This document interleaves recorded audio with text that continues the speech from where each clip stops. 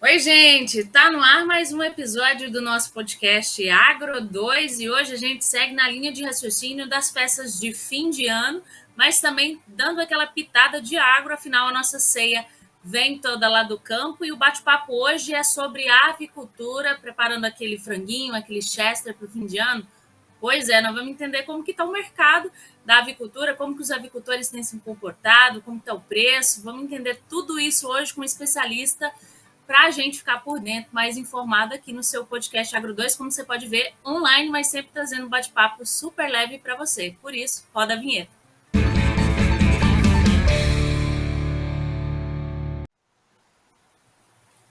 E aí, gente, já preparou aquele cardápio que você vai fazer na ceia de Natal? Pois é, nós vamos falar um pouco aqui das proteínas da ceia e entre elas as aves comandam o negócio, né?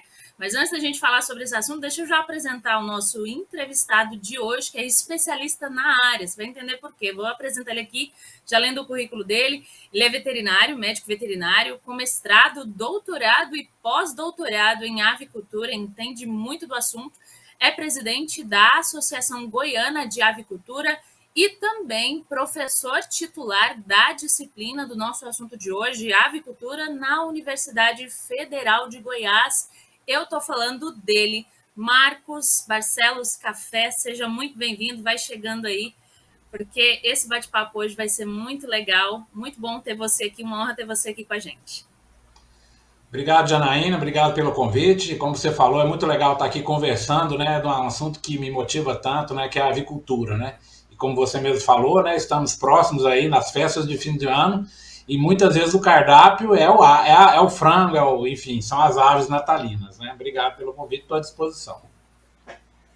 Legal, eu queria já começar falando, porque ontem eu gravei um áudio aqui, a família já se movimentando para fazer a ceia, né? E a galera, será que a gente faz um churrasco e uma coisa assim, assada? Eu falei assim, gente, olha, ceia de Natal é chester, é ave, essas coisas, né? Eu já puxando a sardinha aqui para nossa família para dizer que a ceia é ave, né, Marcos? Com certeza é uma tradição, né? Normalmente, né, ou o peru, ou essas aves de natalina, né, o tipo Chester, que é uma marca, né, registrada da Perdigão, enfim, né, é bem tradicional aí, junto com outros assados também, né, de suínos e outros assados, mas realmente você tem toda a razão, a ave sempre, né, tem um papel aí de destaque nas ceias natalinas. Legal. Antes da gente começar a aprofundar nesse papo da ceia aí, vamos contextualizar o panorama da agricultura, até para quem está nos vendo, nos ouvindo, entender como que funciona esse setor no Brasil, entender qual que é a posição do Brasil nessa produção de avicultura para o mundo. Na realidade, a avicultura de corte brasileira, né, é um dos orgulhos do agronegócio brasileiro. Né? O Brasil é o maior exportador de frangos do mundo, isso já há mais de uma década. Nós somos o segundo maior produtor de frangos do mundo. Os nossos índices zootécnicos, ou seja, a nossa rentabilidade técnica é a campeã do mundo. Então, a avicultura presta um papel muito importante, né, socialmente, economicamente, estrategicamente para o país, né? Nós colocamos muito dinheiro aí vendendo frango mundo afora, né? Conforme eu falei, nós somos o maior exportador, vendendo para mais de 150 países mundo afora aí frango. Nosso frango então é super conhecido no mundo todo. Então o Brasil hoje ele é um dos grandes players da avicultura de corte mundial.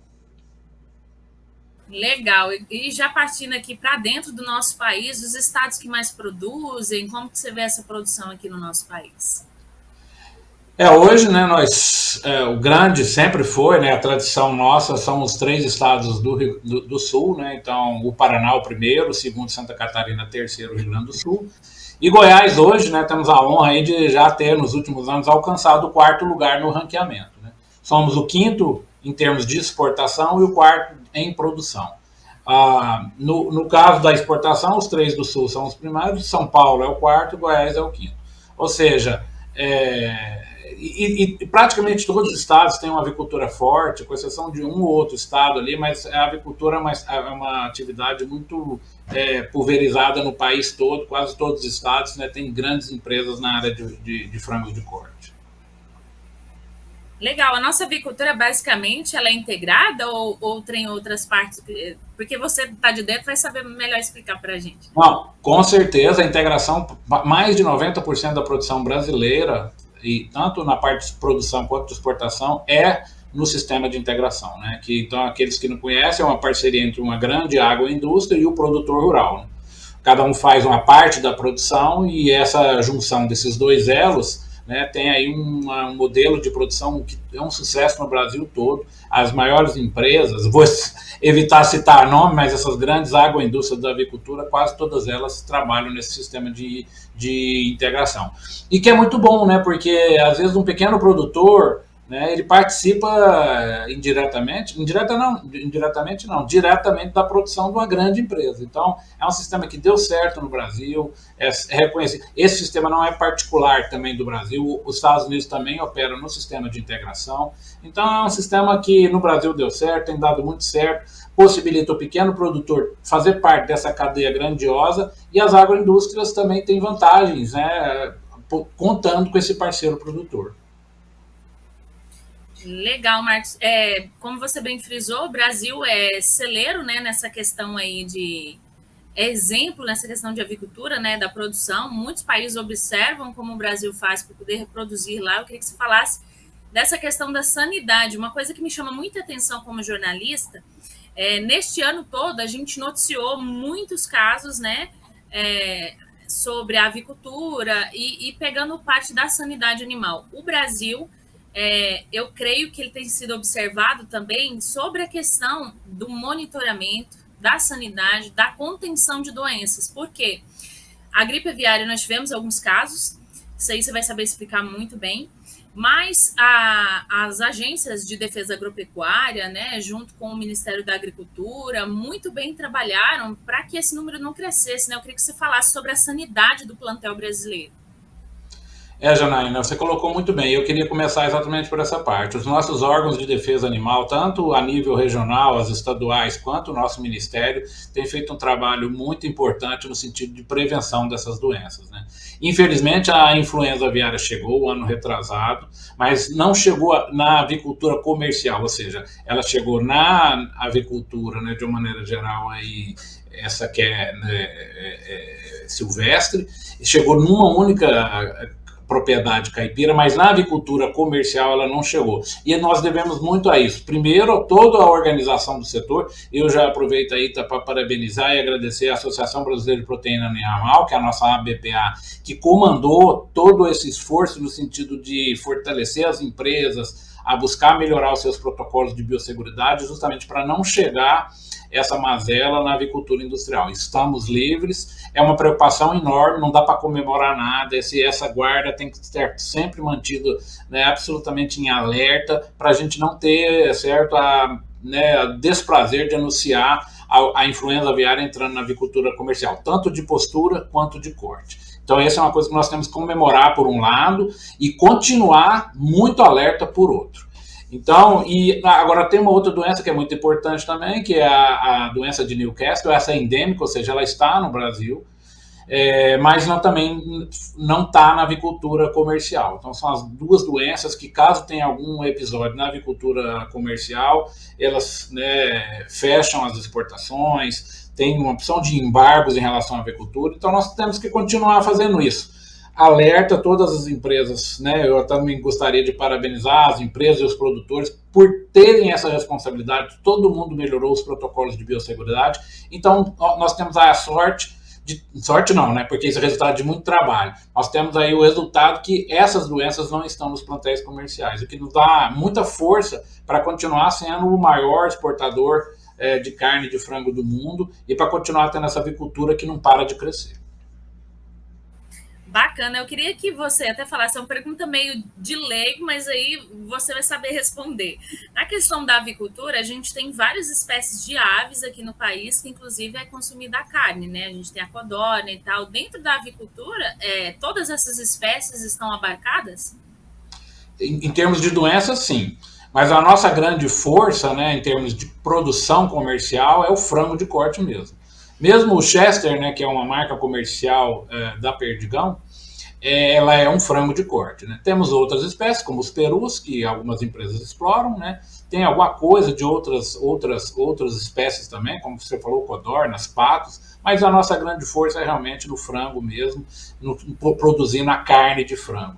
E claro, todas essas espécies domésticas e mesmo as silvestres, elas são susceptíveis para acometer essas doenças, né, das aves, tanto a influenza quanto a Newcastle.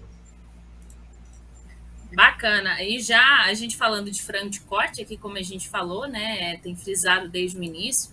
Como que está o mercado em 2024? Como que você tem visto essa produção aí das granjas integradas, das indústrias e também a parte de vendas? A verdade é que o Brasil vai fechar o ano aí, né, com um crescimento aí pouco mais de 1,5%, ou seja, continuamos a crescer, o que é muito bom. Temos uma perspectiva de continuar crescendo também em 2025. Então, a avicultura tem mantido esse crescimento, praticamente a gente cresce todos os anos. Em Bela tivemos esse episódio aí, né, que deixou todo o setor em alerta da influenza aviária chegando, né, nas aves silvestres. Nosso panorama é de crescimento. Tanto em termos de consumo per capita, né, como também em termos de produção, como também em termos de exportação. Exportar a gente deve crescer esse ano aí, quase chegando até a beirar 3%.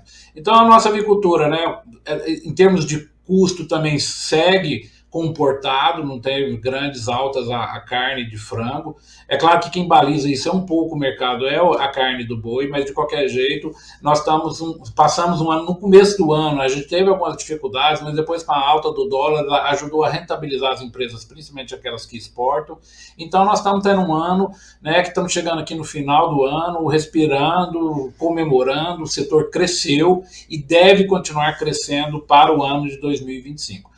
Na questão da postura, a mesma coisa. Até que na postura, a produção de ovos comercial, nós tivemos um crescimento até superior que do frango de corte, em termos de consumo, né? E em termos de produção de maneira geral. A gente chegou a crescer nos ovos quase 10%.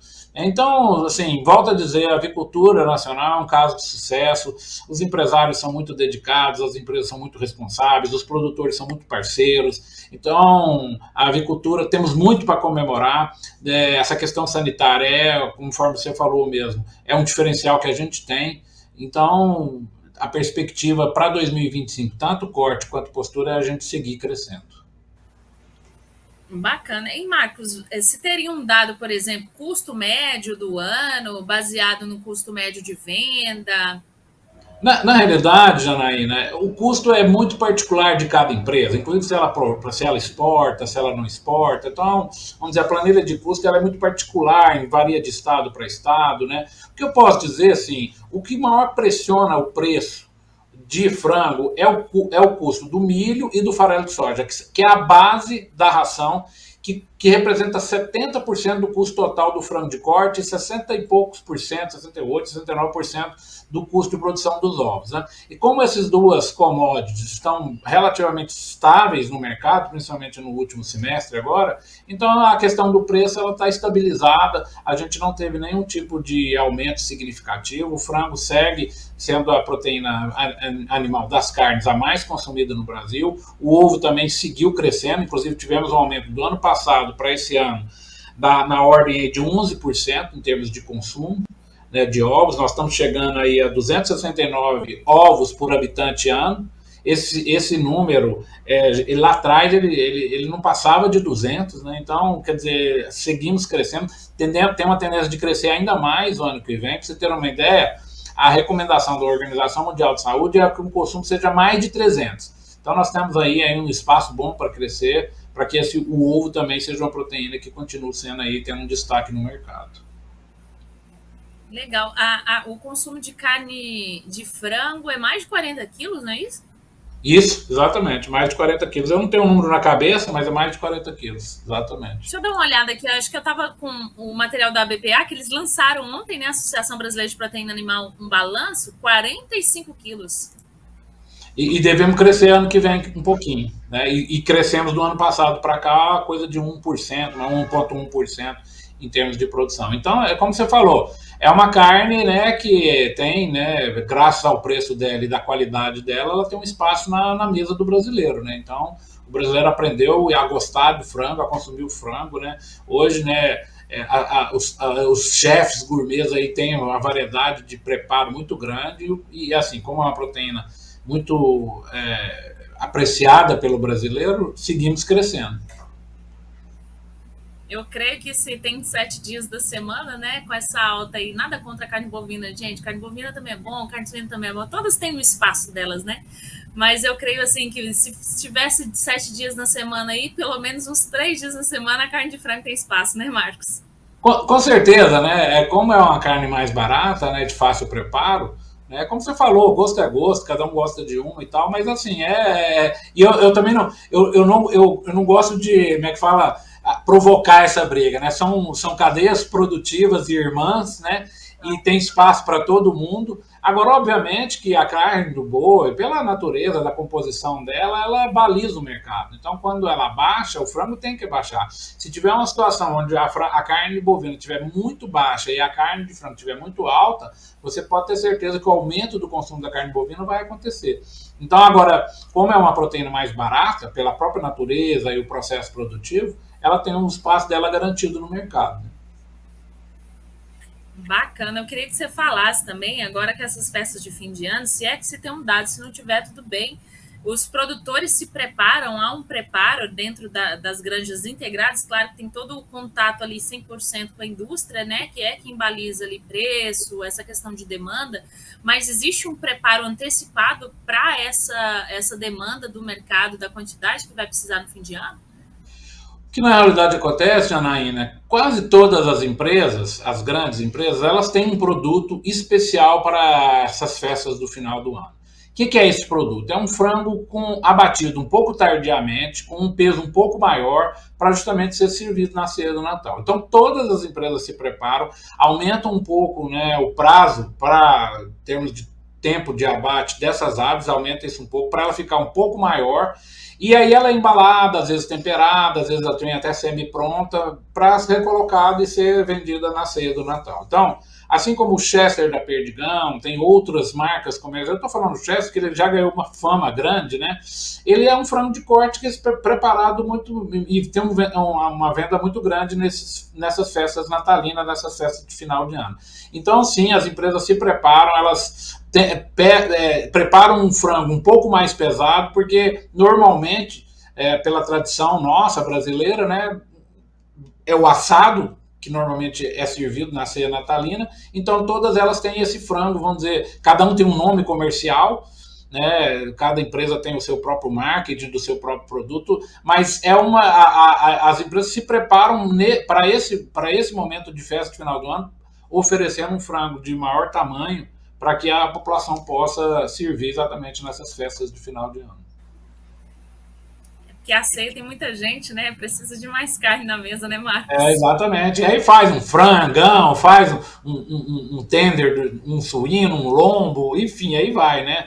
E aquela coisa mais boa do brasileiro, comemorando com a família, uma festa tradicional no nosso país, toda a família junta ali, ceando, comemorando, enfim, celebrando aí, né, as festas de final de ano. Legal. Existe um dado de aumento de vendas do setor, assim, nessa época, em dezembro? Normalmente é uma época onde tudo se vende mais, né? A avicultura realmente ela tem um fluxo mais ou menos contínuo, mas com certeza nessa final de ano pode aumentar aí 6, 7% de vendas, né? Porque é uma época que se vende tudo a mais, né? Então, como tem essa demanda de festa final de ano, né, eu estou estimando aí que com certeza sim tem um aumento de vendas né, para o frango nessa época do ano, com certeza. Bacana, nós estamos fazendo essa entrevista em dezembro, só que lá no campo, na granja, o avicultor já está pensando lá na frente também. Apesar que dezembro ainda está assim, do começo para o fim, né? A gente sabe ali, meio que na metade, quando você for ver esse episódio aqui, vai estar na época aí, independente. Mas em janeiro, o avicultor já está pensando lá na frente, né? Tem muita coisa para fazer, 2025 está aí, tem que se preparar ali o galpão, né, onde ele tem os animais, tem que preparar a alimentação.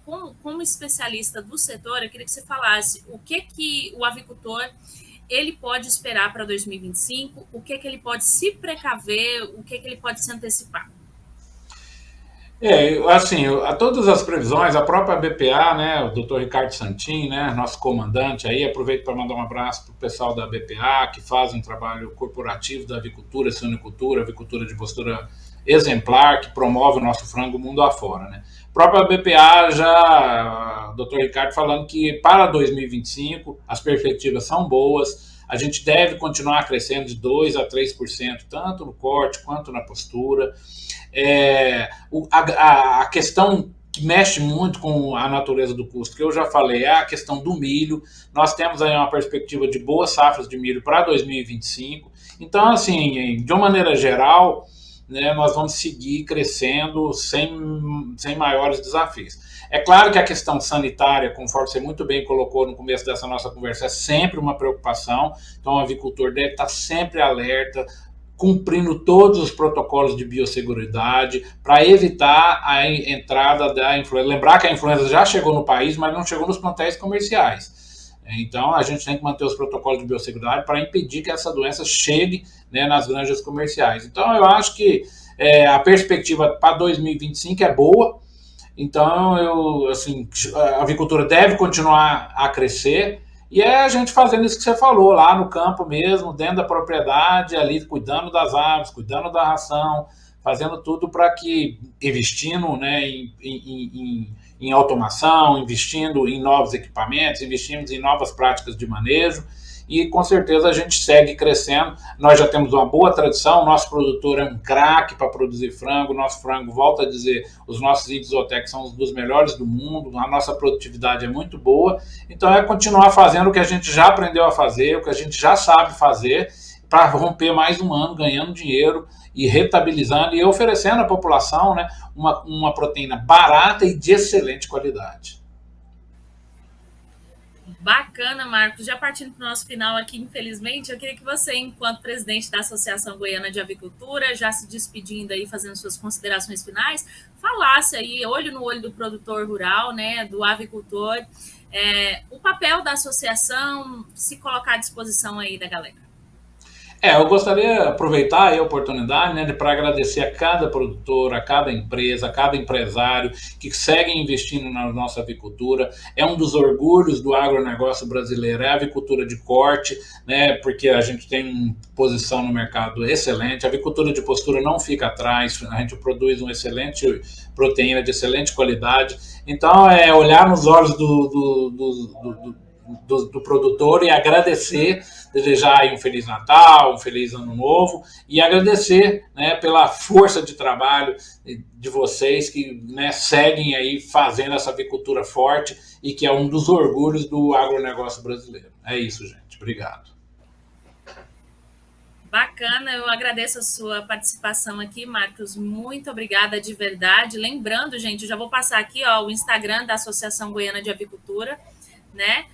A aga.goiás, não é isso? @aga.goiás, segue lá, segue também no site, se você procurar no Google Aga Goiás, tem lá também para vocês seguir, segue também o Marcos, @marcosbcafé.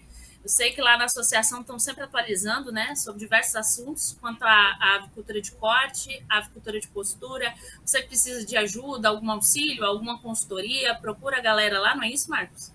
Com certeza.